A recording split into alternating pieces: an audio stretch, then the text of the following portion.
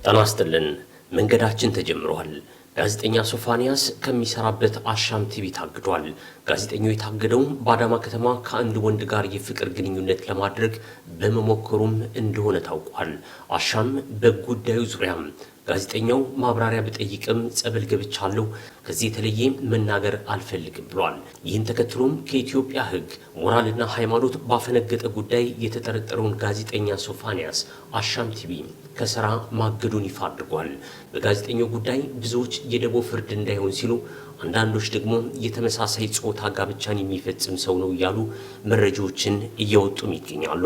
እስካሁን በዚህ ጉዳይ ከመንግስት አካል የተባለ ነገር የለም። ይልቁንም መንግስት በቲክቶከሮች ላይ ዘመቻ ከፍቷል። ዘመቻው ደግሞ በአለባበስ ዙሪያ መሆኑ አነጋጋሪ ሆኗል። ከኢትዮጵያ ባህል ያፈነገጠ አለባበስ ለብሰዋል የተባሉ 7 ቲክቶከሮች ለእስርም ተዳርገዋል። ባህልና ወግ መጠበቅ እንዳለበት ማንም ባይከራከርም መንግስት የወሰደው እርምጃ ግን ከፍየሏ በላይ ነው። ባለፈው ወር ቢቢሲ በአማራ ክልል 2600 አካባቢ ሴቶች በመንግስት የጸጥታ ኃይሎች ተደፍረዋል የሚል ዘገባም ሰርቶም ነበር። ከተደፈሩ ሴቶች መካከል 50 ከመቶ የአባላዘር በሽታ ይዟቸዋል። ነገር ግን መንግስት ለእንዲህ አይነት ነገሮች ምላሽም የእርምት እርምጃም ሳይወስድ አለባበሳቸው ልክ አይደለም የተባሉ ቲክቶከሮችን ግን ማሰር የዞኑን ረብሻ ትቶም በኤሊው ረብሻ እንደመረበሽ አይነት ኢሚዛናዊ አካሄድ ተደርጎም ተወስዷል። ሀገርና ሕዝብን እያፈራረሱ የሚያድሩ የሚዘርፉ ኃይሎች በበዙበት ሁኔታ ትክክለኛ ልብስ አልለበሱም ብሎ ማሰር ፌዝ ይሆናል። ባለፈው ሳምንት ሚዲያችን የአረብ ኤምሬትን ስውር እጆች በተመለከተ በሱዳን፣ በሊቢያ፣ በየመንና በኢትዮጵያ እያደረገች ያለውን ጉዳይ ይፋ አውጥተን ነበር። በትናንትናው ዕለት አልጀዚራ ይፋዊ መረጃም ይዞ ብቅ ብሏል።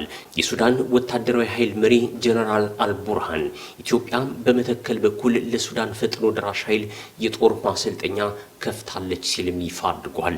የጦር ማሰልጠኛ የተከፈተው በአረብ ኤምሬት አማካኝነት የሱዳን ፈጥኖ ደራሽ ኃይል ወይም የጀነራል ዳጋሎ ኃይልን ለመደገፍ ነውም ሲል ወቅሷል። አረብ ኤምሬት ጀነራል ዳጋሎን በመደገፍ የሱዳንን የእርስ በርስ ጦርነት የኢኮኖሚ ምንጭም አድርገው ቀጥላለች። የሱዳን ፈጥኖ ደራሽ ኃይል 40 ከመቶ ሱዳንን ስለተቆጣጠረ በዚህ አካባቢም የማዕድን ማውጣት ስራ እየሰራች ሲሆን ለዚህ ደግሞ ጀነራል ዳጋሎን እየደገፈች ትገኛለች። የተባበሩት አረብ ኤምሬትስ የጀነራል ዳጋሎ ኃይል በዘር ማጥፋት የሚከሰስ ኃይል ሲሆን የዓለም የጦር ወንጀል ፍርድ ቤትም ክስ እያሰናዳበት ነው። ይህን ኃይል ኢትዮጵያም ትደግፋለች መባሉ አነጋጋሪ የሆነውም ለዚህ ይመስላል።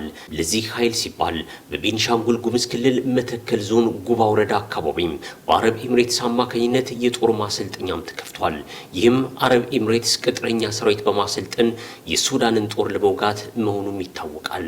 ይህን ተከትሎም የሱዳን ጦር በሱዳን ብሉ ናይል ግዛት ጉባ ጫፍ ላይ ወታደራዊ ማሰልጠኛ ሊከፍት መሆኑም ተሰምቷል። የሱዳን ጦር በግብጽ፣ በኤርትራ፣ በሳውዲ አረቢያም ይደገፋል። ይህም የሱዳን ጦር ለኢትዮጵያ ያለውና ስጋቱን ይጨምረዋል። ባሳለፍነው ሳምንት ኢሳያስ አፈወርቂም በቀይ ባህር ዳርቻ የሱዳን ወደብ አካባቢ ተገኝተው ለጀነራል አልቡርሃን አለውልህ ሲሉም ተሰምተዋል። ጀነራል አልቡርሃን ትጥቅ፣ ስንቅ፣ ስልጠና የሚያገኘው በኤርትራ በኩል ሲሆን ለኤርትራ ደግሞ ግብጽና ሳውዲ አረቢያ ድጋፍ ያደርጋሉ። የሱዳን ፈጥኖ ደራሽ ኃይል መሪው ጀነራል ዳጋሎ በተለያዩ ጊዜያት የሱዳን መከላከያ ወይም የጀነራል አልቡርሃንን ጦር የሚደግፉ ጎረቤት ሀገራትን በድሮንና በሚሳኤል እመታለሁ ሲልም ዝተው ነበር። እልከኛው ኢሳያስ ግን ይባስ ብሎ ወደ ካርቱም ተሻግሮ በሱዳን ወደብ ቀይ ባህር ዳርቻ ተገኝቶ ይህ የቀይ ባህር ህብረት ነው፣ የቀይ ባህር ህብረት ሀገራቱን ከውስጥና ከውጭ ጠላቶች ይከላከላል ሲሉም ተደምጠዋል። ኢሳያስ አፈወርቂም ከሱዳን ጉብኝት ከሳምንት በኋላ ወደ ሳውዲ አረቢያ ሪያድ ከተማ ተጋብዘውም አምርተዋል። ደማቅ አቀባበልም ተደርጎላቸዋል። ውይይታቸውም በቀይ ባህር ጉዳይና በሱዳን ሰላም ጉዳይ ነው ተብሏል። የቀይ ባህርን አዋሳኝ ሀገራት ሱዳን፣ ኤርትራ፣ የመን፣ ሶማሊያ፣ ግብጽና ሳውዲ አረቢያ የጋራ ትብብር እየፈጠሩ ሲሆን ትብብሩም ኢትዮጵያን ያገለለ ብቻ ሳይሆን እንደ ጠላትነትም የሚቆጥር ሆኗል። የኢትዮጵያ መንግስት በሀገር ውስጥ የተነሳበትን ተቃውሞና የቅቡልነት እጦት ለመመለስ በሚልና በአረብ ኤምሬት ገፋፊነት የጀመረው የቀይ ባህር አጀንዳ አጀንዳ አሁን ዜማው እየለሰለሰ ከፉከራም ወደ ትዝታ ተቀይሯል።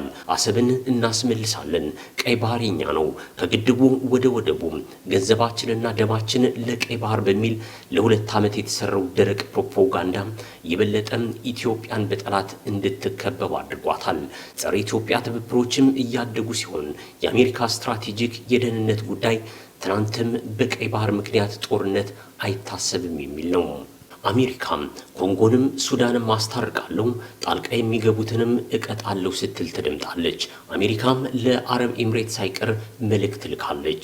ስለዚህ አሜሪካም ከሱዳን ወታደራዊ ኃይል ጎን ብቻ ሳትሆን ከኤርትራና ከግብጽ ጎን መሰለፏ ግልጽ የሆነ ይመስላል። ከዓለምም የተገለለው የሽማግሌ ካድሬዎች መጠራቀሚያ የሆነው የኢሳያስ አፈወርቂ መንግስት በአሜሪካ ሳይቀር መደገፉም አስገራሚ ሆኗል።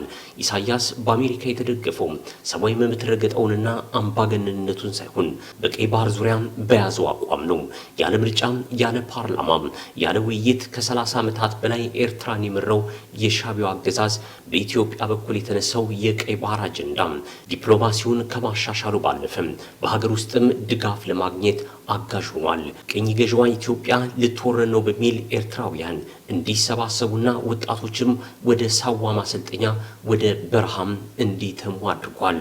ከሞስኮ ድሮን የተቀበለውና ከፑቲን ጋር ሲተቃቀፍ የነበረው ኢሳያስ እንደ ዩክሬን ልወረር ነው በሚል ድምጹን ለምዕራባውያኑ አሰምቷል። እኔም የምስራቅ አፍሪካ ታይዋንና ዩክሬን ነኝ፣ ወረራ ያሰጋኛል፣ ዓለም ይታደገኝ እያለ ፕሮፓጋንዳ ሲሰራ የከረመው የሻዕቢያ አገዛዝ አሁን ድል እያገኘ ይመስላል። ኢሳያስ ልወረር ነው እያለ ሲማጽን በኢትዮጵያ ያሉ በአገዛዙ ቀለብ እየተሰፈረላቸው የሚኖሩ ቅጥረኛ አክቲቪስቶች ኤርትራ ለቀሰች፣ ኢትዮጵያ ፈራች፣ ቀይ ባህርን ለመጨበጥ 20 ኪሎ ሜትር ቀረን የሚል ቅስቀሳም ተያይዘውትም ከርበዋል። ይህ ቅስቀሳም ኢትዮጵያን እንደ ወራሪ እንደ ጦረኝነት ቀስቃሽ ማየቱ አልቀረም። በባለፈው ሳምንት የአሜሪካ የውጭ ጉዳይ ሚኒስትር ማርክ ሩቢዮም ለአብይ አህመድ ደውለውም ከፋኖ ጋር ተደራድር፣ ከኤርትራ ጋር ውጥረቱን አርግብ ማለቱን ተከትሎ ከፋኖ ማስረሻ ሰጤ ጋር ድርድር አድርጋለሁ ሲልም ተደምጧል። ከዚያም የቀይ ባህር አጀንዳ ዜማው ቀንሶም አጀንዳው ቲክቶከርን ባለባበስ ምክንያት ማሰር፣ የመደመር መንግስትን ምንነት ማጉላት፣ የኢትዮጵያ ቅማሎችን ማራገፍ ወደሚል ተቀይሯል። ከዚህ ባለፈ ፋኖ እጅ ሰጠ፣ ተደመሰሰ የሚለው ዜና ጎልቶ እየተሰማ ነው። የፋኖ መሪው ዘመነ ካሴ ግን ዛሬም በከፍታ ላይ ያለን የበለጠ ወኔና አደረጃጀት ፈጥረናል ሲሉ ካገዛዙ ፕሮፓጋንዳም በተቃራኒ ተናግሯል። የፋኖ ኃይል አማራ ክልል ላይ 80 ከመቶ ይዘውታል። ትግራይም ከምርጫ ቦርድ በተሰረዘው ህወሓት እየተመራ ነው።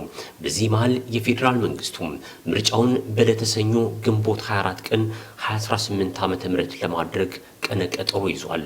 ይደረጋል ወይስ አይደረግም ሲባል ለቆየው 7ኛው የኢትዮጵያ አጠቃላይ ምርጫ ግንቦት 24 ቀን 2018 ድምጽ እንደሚሰጥ ቀን ተቆርጦለታል።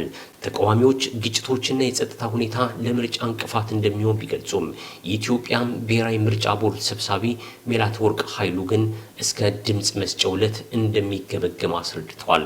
የኦሮሞ ፌዴራል ኮንግረስ ወይም ኦፌኮ ሊቀመንበር ፕሮፌሰር መራራ ጉዲና እየተዋጉ ምርጫን እየተገዳደሉ ምክክር አይቻልም ብለዋል። በመጀመሪያም የመሳሪያ ላንቃ ይዘጋ፣ እየተታኮሱ ምርጫ ማድረግ ጸረ ሰላምነት ነው ሲሉም ተደምጠዋል። ምርጫውን እንዲህ አድርጎም መንግስት አዲስ አበባና በተወሰኑ ከተሞች አድርጎ 100 ከመቶ አሸነፍኩ ማለቱ አይቀርም። ይህ ደግሞ ከምርጫው ዋዜማ ለተባባሰ ጦርነትና እልቂትን ያመጣል። ልክ በዚህ ሳምንት በጊኒ ቢሳው እንደሆነው ማለት ነው።